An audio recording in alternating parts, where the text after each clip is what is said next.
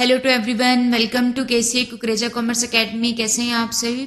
Hopefully आप सभी अच्छे होंगे और अपने प्रिपरेशन ज़बरदस्त तरीके से कर रहे होंगे। सो यहाँ पर मैं आप लोगों के साथ में जो आप लोगों का एचपीएससी असिस्टेंट प्रोफेसर 2025 का एग्जाम होने वाला है, उसकी प्रिपरेशन के लिए यहाँ पे मैं आप लोगों के साथ में एचपीएससी का लेक्चरर का पेपर आप लोगों के पास में हुआ था, उसके पीवाईक्यूज को यहाँ पे आप लोगों के साथ में डिस्कस कर रही हूँ, तो जिससे आप लोगों को थोड़ा अपना एग्जाम का आइडिया लग पाएगा कि आपका एग्जाम किस तरीके का आने वाला है। तो स्टार्ट करते हैं हमारे इस सेशन के पहले क्वेश्चन के साथ में। According to law of variable proportion, law of variable proportion ये आप लोगों का प्रोडक्शन का कंसेप्ट है।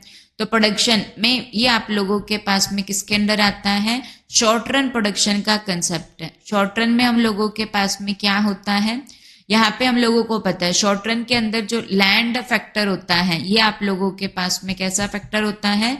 फिक्स्ड फैक्टर होता है, लैंड फिक्स फैक्टर होता है। और जो लेबर रहती है ये आप लोगों के पास में क्या होता है? वेरिएबल फैक्टर होता है। क्लियर हो गया? तो ये शॉर्ट रन के अंदर अप्लाई होता है। सो लॉ वेरिएबल प्रोपोर्शन, तो यहाँ पे आप लोगों के पास में तीन कंसेप्ट आते हैं। एक क्या होता है? TP total production, average production, और एक क्या होता है? मार्जिनल प्रोडक्शन होता है। सो टीपी आप लोगों के पास में क्या होता है? एपी इंटू एल होता है, एवरेज प्रोडक्शन इंटू एल होता है। या फिर समीशन ऑफ एमपी भी किसके बराबर होता है? टीपी के बराबर होता है। एपी क्या होता है? टीपी बाय में एल होता है। एमपी क्या होता है? चेंज इन टीपी बाय में चेंज इन एल होता है। ठीक है, लेबर की यूनिट में कितना चेंज आया है। या फिर आप लोगों के पास में क्या होता है? TP N minus TP N minus 1 होता है। So law of variable proportion, when the marginal product, marginal product क्या होता है कि एक एक्स्ट्रा यूनिट को प्रोड्यूस करने से हमारी जो टीपी में चेंजेस आते हैं उसको क्या कहा जाता है? एमपी कहा जाता है। तो जब एमपी क्या हो गया? डिमिनिशिंग होना स्टार्ट हो गया, तो टीपी का बिहेवियर कैसे होता है? तो इसके लिए आप लोगों को बहुत अच्छे से पता है। पहला हम लोगों के पास में जो एमपी होता है, एमपी इसका बेस है। तो जब मार्जिनल प्रोडक्शन क्या होता है? इंक्रीज होता है, तो टीपी भी क्या होता है? इंक्रीज होता है। और कौन से रेट से इंक्रीज होता है? इंक्रीजिंग रेट से क्या होता है? इंक्रीज होता है। क्लियर हो गया? फिर हम लोगों के पास में एमपी क्या होता है? डिक्रीज होता है, बट अभी भी क्या है? पॉजिटिव है। तो टीपी क्या हो रहा है? अभी भी इंक्रीज हो रहा है, बट कौन सी रेट से इंक्रीज होगा? डिमिनिशिंग रेट से क्या होगा? इंक्रीज होगा। फिर आपका एमपी जो होगा वो क्या हो जाएगा? जीरो हो जाएगा। तो जहां पे आपका एमपी जीरो हो गया, तो जो टीपी है वो क्या हो जाएगा? मैक्सिमम पॉइंट के ऊपर आता है। फिर एमपी जो होगा वो क्या हो जाता है? डिक्लाइन होना स्टार्ट हो जाता है, नेगेटिव हो जाता है। तो जो टीपी होगा वो भी आप लोगों का क्या हो जाएगा? डिक्रीज हो जाएगा। क्लियर हो गया? तो पहली जो स्टेज रहती है ये आप लोगों के पास में क्या होती है? पहला हम लोगों के पास में क्या होती है? फर्स्ट स्टेज होती है, जिसको क्या कहा जाता है? Increasing return to a factor की स्टेज कहा जाता है। फिर हम लोगों के पास में सेकंड स्टेज आती है, जहां पे टीपी क्या हो गया? एमपी जीरो हो गया, टीपी मैक्सिमम हो गया। तो यहाँ तक सेकंड स्टेज रहती है, जिसको हम लोग क्या बोलते हैं? Diminishing return to a factor का नेम बोलते हैं। और थर्ड जहां पे टीपी डिक्रीज हो रहा है, एमपी नेगेटिव है, ये क्या होती है? थर्ड स्टेज होती है, जिसको क्या कहा जाता है? Negative return to a factor की स्टेज कहा जाता है। तो जब एमपी क्या हो रहा है? डिमिनिशिंग होना स्टार्ट हो गया डिमिनिशिंग होना, तो टीपी क्या होगा? अभी भी आप लोगों के पास में क्या होगा? इंक्रीज होगा, बट कौन सी रेट से? डिक्रीजिंग रेट से इंक्रीज होगा। ऑप्शन नंबर 20 का आंसर आ जाएगा। ये आपको क्लियर हो गया? तो ये हमारे पास में क्या होती है? एमपी होती है। तो एमपी की शेप भी क्या होती है आप लोगों के पास में? इनवर्स यू शेप होती है। तो जब एमपी जो हो रहा है वो आप लोगों के पास में डिक्रीज होगा, तो टीपी भी क्या होगा? आप लोगों का इंक्रीज होगा। और कौन से वाली रेट से? इंक्रीजिंग रेट से। ठीक है। फिर यहाँ पे हम लोगों के पास में एमपी डिक्रीज होना स्टार्ट हो गया, बट पॉजिटिव है। तो एमपी डिक्रीज हो रहा है बट पॉजिटिव है, तो टीपी इंक्रीज होगा, बट कौन सी रेट से? डिक्रीजिंग रेट से। तो यहाँ पे स्टेज 1 से स्टेज 2 में जब टीपी आया तो इसने अपने रेट को चेंज कर लिया। तो जहां पर रेट चेंज होती है, इस पॉइंट को क्या कहा जाता है? पॉइंट ऑफ इन्फ्लेक्शन कहा जाता है। उसके बाद में हम लोगों के पास में जो एमपी है वो क्या हो गया? नेगेटिव हो गया, तो टीपी क्या हो गया? डिक्लाइन हो गया। तो जो क्या होती है? थर्ड स्टेज होती है। पहली स्टेज जो है वो क्या है? Increasing return, second diminishing return, third क्या होती है? नेगेटिव रिटर्न्स होती है। लॉ ऑफ वेरिएबल प्रोपोर्शन की अजम्पशन क्या होती है? ये शॉर्ट रन में पाया जाता है। ठीक है। लैंड फिक्स फैक्टर होता है, लेबर चेंज होती रहती है, टेक्नोलॉजी कांस्टेंट रहती है, तो ये याद रखिएगा। Next question on your screen, the price of pizza increase by 22% and quantity demanded fall bye 25%। तो ये लॉ ऑफ डिमांड है, प्राइस इंक्रीज हो गया तो डिमांड क्या हो गई, कम हो गई। ठीक है, अब प्राइस इंक्रीज होने से डिमांड कितनी कम हुई उसको कौन मेजर करता है, price elasticity of demand measure करता है। ठीक है, तो यहाँ पर उसकी डिग्रीज आप लोगों के पास में रहती हैं। सो एक क्या होता है यूनिटरी इलास्टिक, जहाँ पे ईडी क्या होती है 1 होती है, जहाँ पे क्या होता है जितना प्राइस में चेंज आया डिमांड में भी उतना ही चेंज आया है, सपोज 22%, तो वो यूनिटरी इलास्टिक होता है। प्राइस में चेंज होने से डिमांड में कोई भी चेंज ना आए तो वो क्या होती है, ईडी 0 होती है। जहाँ पे ईडी 0 होती है तो वो क्या होती है, parallel to O Y axis आप लोगों के पास में रहती है, या फिर क्या होती है, वर्टिकल होती है। फिर क्या रहता है, इलास्टिक परफेक्टली इनइलास्टिक होता है ये हम लोगों के पास में, और ये आप लोगों के पास में क्या रहता है, परफेक्टली इलास्टिक होता है। यहाँ पे ईडी क्या होती है, इन्फिनाइट होती है, parallel to O X axis होती है। यहाँ पे क्या होता है, प्राइस में चेंज होने से डिमांड में बहुत ज्यादा चेंजेस आ जाते हैं। सो यहाँ पे आप लोगों के पास में डिमांड को कैसी होती है, हॉरिजॉन्टल होती है, तो परफेक्टली इलास्टिक हो गया। एक हम लोगों के पास में क्या रहता है, ईडी ग्रेटर देन 1 होता है, जिसको हम लोग हाईली इलास्टिक है। देखो अगर परफेक्टली इलास्टिक यहाँ पे लिखा हुआ है तो ये आप लोगों के पास में क्या बनेगा, हाईली इलास्टिक होगा। ठीक है, तो इसको हम लोग यहाँ पे जोड़ देते हैं इसकी एक्सप्लेनेशन को। अगर इलास्टिक लिखा हुआ है तो उसका मतलब यहीं पे परफेक्टली इलास्टिक से ही लेना। परफेक्टली इलास्टिक तो ये हो गया आप लोगों के पास में ईडी जहाँ पे इन्फिनाइट होता है, ओ एक्स एक्सिस के पैरेलल होता है। जहाँ इलास्टिक है मतलब कि वहां पे ये आप लोगों के पास में क्या होता है, हाईली इलास्टिक है, तो ईडी जो है वो क्या है, ग्रेटर देन 1 है। इसमें क्या होता है, प्राइस में जो चेंजेस होते हैं डिमांड में उससे ज्यादा चेंजेस आप लोगों के पास में आते हैं। तो जो ईडी है वो आप लोगों के पास में क्या रहता है, ग्रेटर देन 1 होता है। ठीक है, तो और एक जहाँ पे कैसी शेप क्रिएट होती है, फ्लैटर शेप क्रिएट होती है। ठीक है जी, और एक आप लोगों के पास में ईडी जो रहता है वो क्या होता है, लेस देन 1 होता है, जहाँ पे क्या होता है, प्राइस में जितना चेंज आए डिमांड में उतना चेंज नहीं आता है। इसमें प्राइस में जितना चेंज आए डिमांड में उससे थोड़ा सा ज्यादा चेंज आता है, ग्रेटर देन 1, कम चेंज आएगा, लेस देन 1 होता है। ये क्या होती है, स्टीपर शेप होती है। सो प्राइस जो हुआ वो 22% से इंक्रीज हुआ और क्वांटिटी डिमांडेड फॉल हो गई 25% से, ज्यादा से हो गए तो वो क्या होता है, हाईली इलास्टिक। सो ईडी यहाँ पे क्या रहती है, ग्रेटर देन 1 होती है, इलास्टिक हाईली इलास्टिक होती है। क्लियर हो गया।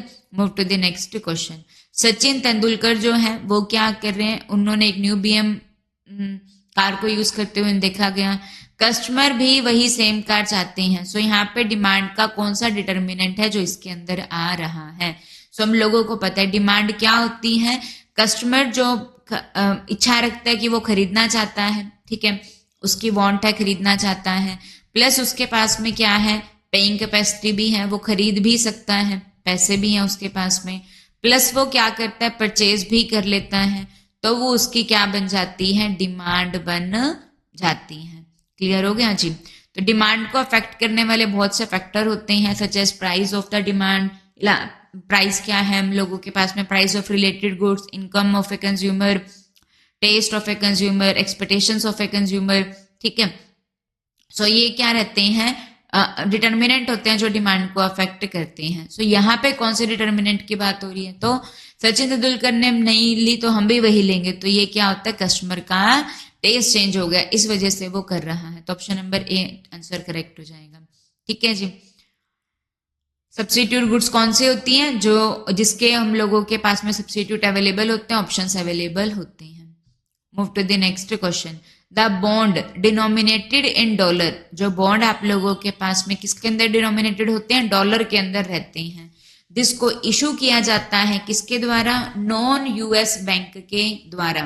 ठीक है, बस इतने से ही आपको हो जाएगा, जो किस में इशू किए जाते हैं, डॉलर में इशू किए जाते हैं, एक नॉन यूएस बैंक के द्वारा, कहाँ पे, यूएसए के अंदर। तो जो यूएसए के अंदर इशू किए जाएंगे तो वो डॉलर में इशू किए जा रहे हैं, किसके द्वारा, नॉन यूएस बैंक के द्वारा। तो उसको क्या कहा जाता है, तो उनको क्या कहा जाता है, जो डॉलर में इशू किए जाते हैं डॉलर में मतलब कि यूएसए में जो इशू किए जाते हैं वो क्या होते हैं, यंकी बॉन्ड होते हैं। कौन से, यंकी बॉन्ड होते हैं। एक हम लोगों के पास में मसाला होता है, मसाला इंडिया में मसाला है ना, काफी काफी इंडिया में मसाले हम लोग यूज करते हैं। याद रखिएगा, मसाला बॉन्ड जो है वो आप लोगों के पास में किसके अंदर इशू होता है, इंडियन रुपीस के अंदर इशू होता है, बट सेटल यूएस डॉलर में होता है। इंट्रोड्यूस किया था इंटरनेशनल फाइनेंस कॉर्पोरेशन ने, ठीक है। फिर आता है समराई बॉन्ड। समराई बॉन्ड जो है ये आप लोगों के पास में किसके अंदर इशू होता है, येन के अंदर इशू होता है, जापानीज येन के अंदर इशू होता है, नॉन जापानीज एंटिटी के द्वारा। कहां पर, जापानीज मार्केट के अंदर। तो जापानीज येन में इशू होगा, जापानीज मार्केट में इशू होगा, बट नॉन जापानीज एंटिटी के द्वारा, ठीक है जी। ये ऑफन यूज किया जाता है। जो फॉरेन कंपनी है उनको क्या चाहिए, जापान की मार्केट में पैसा चाहिए, तो वो फॉरेन की कंपनी, फॉरेन का मतलब जो जापान की नहीं होगी बेसिकली, तो जो फॉरेन की कंपनी अगर उसको फंड रेस करना है जापान के अंदर, तो वो क्या आके इशू करेंगे, समराई बॉन्ड को इशू कर देंगे जापानी येन के अंदर और फंड कलेक्ट कर लेंगे। बुलडॉग जो होता है वो आपका किसके अंदर इशू किया जाता है, पौंड स्टर्लिंग के अंदर इसको क्या किया जाता है, इशू किया जाता है। और कहाँ पे, लंदन के अंदर। मसाला इंडिया में, इंडिया के रुपीज में। समराई येन में इशू किया जाता है, जापानीज येन के अंदर, जापान में होता है। बुलडॉग जो रहता है वो आप लोगों के पास में पौंड में इशू किया जाता है, लंदन के अंदर, ठीक है। और यंकी बॉन्ड जो होते हैं ये आप लोगों के पास में इशू किए जाते हैं किसके अंदर, यूएस डॉलर के अंदर। इसको क्या किया जाता है, इशू किया जाता है यूएस डॉलर के अंदर, यूएस के अंदर, ठीक है। अगर कोई भी कंपनी उसको यूएस में पैसा चाहिए, यूएस से पैसा चाहिए, तो वो क्या करेगी, यूएस से पैसा चाहिए तो वो यूएस के अंदर क्या इशू कर देगी, यूएस डॉलर में यंकी बॉन्ड को इशू कर देगी। मसाला इंडियन रुपी, समराई येन के अंदर होता है, Japanese yen, bulldog pound sterling London, और Yankee bond US dollar. Next question on your screen. एक फर्म की जो ऑप्टिमम कैपिटल स्ट्रक्चर होते हैं, कैपिटल स्ट्रक्चर आप लोगों के पास में क्या होता है, capital structure is a combination of debt and equity. ये हम लोगों के पास में डेट और इक्विटी का क्या होता है, कॉम्बिनेशन होता है, जिसको क्या करना होता है कि हम लोग ये देखा जाता है फर्म के अंदर कि कितना वो डेट को यूज कर रही है और कितना वो इक्विटी को यूज कर रही है, तो उसका एक कॉम्बिनेशन बनाया जाता है, तो जिसको क्या कहा जाता है, कैपिटल स्ट्रक्चर कहा जाता है। एक फर्म का ऑप्टिमम कैपिटल स्ट्रक्चर कहाँ पर होता है, जहां पर हम लोगों के पास में जो weighted average cost of capital है वो आप लोगों के पास में क्या आती है, कम से कम आती है, और जहां पर अर्निंग पर शेयर क्या हो, मैक्सिमम से मैक्सिमम हो, ठीक है। ऑप्टिमम कैपिटल स्ट्रक्चर कौन सा होता है, जहां पर weighted average cost of capital कम से कम होनी चाहिए और ईपीएस क्या होना चाहिए, ज्यादा से ज्यादा होना चाहिए। तो जहां पर weighted average cost of capital is minimum. Weighted average cost of capital क्या होती है, जितने भी हम लोगों के पास में सोर्सेज होते हैं, डेट हो गया, इक्विटी हो गया, सो उनकी वेट बनाई जाती है, तो वो जहां पे weighted average cost of capital minimum है तो वहां पर ऑप्टिमम कैपिटल स्ट्रक्चर रहता है। सो ऑप्शन नंबर सी इसका आंसर हो जाएगा। So move to the next question. Internal rate of return and net present value provide same result when the investment proposal are. So ये आप लोगों को पता है, फिक्स एसेट से जो जुड़ा हुआ डिसीजन होता है उसको क्या कहा जाता है, कैपिटल बजटिंग कहा जाता है। फिक्स्ड एसेट से जुड़ा हुआ जो डिसीजन होता है ये क्या कहलाता है, कैपिटल बजटिंग कहलाता है। सो इसके लिए हम लोगों के पास में दो मेथड होते हैं। एक हम लोगों के पास में रहता है ट्रेडिशनल मेथड। जो ट्रेडिशनल मेथड होता है ये क्या होता है, जो टाइम वैल्यू ऑफ मनी के ऊपर फोकस नहीं करता है। जो ओल्ड मेथड होता है जो टाइम वैल्यू ऑफ मनी के ऊपर फोकस नहीं करेगा। एक मॉडर्न मेथड होते हैं जो टाइम वैल्यू ऑफ मनी के ऊपर फोकस करते हैं। तो जो ट्रेडिशनल मेथड होता है उसके अंदर आप लोगों के पास में कौन कौन सा मेथड आता है, पे बैक पीरियड मेथड जो किसके ऊपर फोकस करता है, कैश रिकवरी की, जो बिजनेस है उसमें जो कैश लगाया गया है वो क्या हो जाना चाहिए, जल्दी से जल्दी क्या हो जाना चाहिए, रिकवर हो जाना चाहिए। तो एक इसके ऊपर फोकस करता है, कैश रिकवरी के ऊपर फोकस करता है। और सेकेंड हम लोगों के पास में क्या आता है, ARR average rate of return method जो प्रॉफिटेबिलिटी को देखता है। जो मॉडर्न मेथड होते हैं उसमें क्या आता है, इंटरनल रेट ऑफ रिटर्न, ठीक है। फिर हम लोगों के पास में नेट प्रेजेंट वैल्यू मेथड आता है और एक क्या रहता है, प्रॉफिटेबिलिटी इंडेक्स मेथड होता है। सो IRR के केस के अंदर प्रोजेक्ट को एक्सेप्ट करने का क्या होता है क्राइटेरिया, अगर कॉस्ट ऑफ कैपिटल जो है वो रेट ऑफ रिटर्न से ज्यादा है। अगर कॉस्ट ज्यादा आ रही है तो ऐसे प्रोजेक्ट को रिजेक्ट कर दिया जाएगा। अगर रिटर्न ज्यादा आ रही है तो ऐसे प्रोजेक्ट को क्या किया जाएगा, एक्सेप्ट किया जाएगा। नेट प्रेजेंट वैल्यू का क्या फॉर्मूला रहता है, net present value of cash inflow minus net present value of cash outflow होता है। सो अगर एनपीवी जो है वो पॉजिटिव है तो प्रोजेक्ट को क्या किया जाएगा, एक्सेप्ट किया जाता है। अगर एनपीवी जो है वो नेगेटिव है तो प्रोजेक्ट को क्या किया जाता है, रिजेक्ट कर दिया जाता है। सो आईआरआर और एनपीवी जो है वो सेम रिजल्ट देंगे। अगर इन्वेस्टमेंट प्रपोजल क्या होंगे, इंडिपेंडेंट होंगे तो ये क्या देती हैं, सेम रिजल्ट देती हैं। ठीक है जी, तो ये था अभी का हम लोगों का सेशन। यहाँ पे हम लोगों ने 15 क्वेश्चंस को कवर कर लिया है। So thank you to everyone. अगर आपको अच्छी लग रही है वीडियोस तो आप लोग जरूर इनको सब्सक्राइब कीजिएगा, वीडियोस को लाइक कीजिएगा, चैनल को सब्सक्राइब कीजिएगा। Thank you to everyone.